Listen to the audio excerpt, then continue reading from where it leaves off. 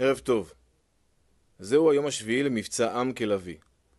אנחנו ממשיכים לתקוף מטרות ברחבי איראן ללא הפסקה.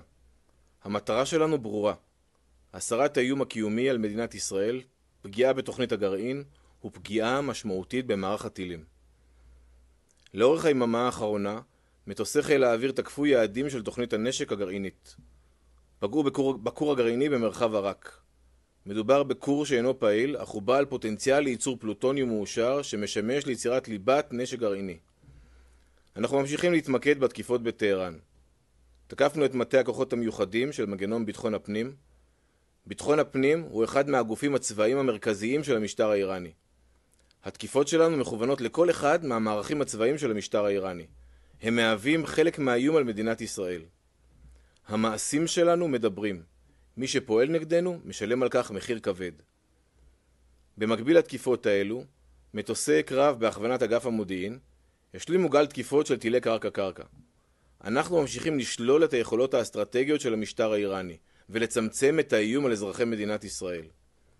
בנוסף, תקפנו באופן רחב את טילי קרקע האוויר שיועדו לפגוע בכלי הטייס שלנו. כל תקיפה כזו מחזקת את העליונות האווירית שלנו בשמי איראן ומגבירה את חופש הפעולה שלנו להמשך. טייסי חיל האוויר, מילואים וסדיר, יחד עם הצוותים הטכניים על הקרקע, פועלים מסביב לשעון. הם פועלים בנחישות ובגבורה, יחד עם אנשי אגף המבצעים, המודיעין וצה"ל כולו, על מנת לעמוד במשימה. אני הגעתי מוקדם יותר היום לבית החולים סורוקה בבאר שבע. בית החולים נפגע הבוקר מטיל ששוגר מאיראן. פגשתי את אנשי הצוות הרפואי, כוחות פיקוד העורף, אנשי החילוץ וההצלה ואת המטופלים במקום. התרשמתי מאופן ההתמודדות שלהם, מקור הרוח וההקפדה להנחיות. שלא יהיה ספק, המשטר האיראני ירה באופן מכוון ובזדון לבית החולים ולמרכז אוכלוסייה, במטרה לפגוע באזרחים. זהו טרור שמבוצע על ידי מדינה, והפרה בוטה של הדין הבינלאומי. משטר הטרור מעוניין לפגוע באזרחים, ואפילו השתמש היום בחימוש מתפזר שנועד להרחיב את הפגיעה. הודות להיערכות מקדימה והתאמות שנעשו מראש, לצד ההקפדה על ההנחיות, צומצם היקף הנזק באופן משמעותי. אני מצדיע לאזרחים ולבית החולים סורוקה על ההיערכות וההתנהגות האחראית. מערכות ההגנה שלנו באוויר, בים וביבשה פועלות ללא הפסקה על מנת ליירט את האיומים. לא מדובר רק בטילים.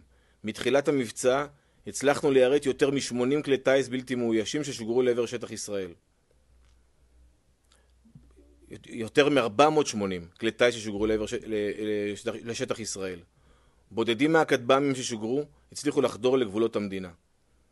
אני קורא לכם להמשיך לשמור על הנחיות פיקוד העורף.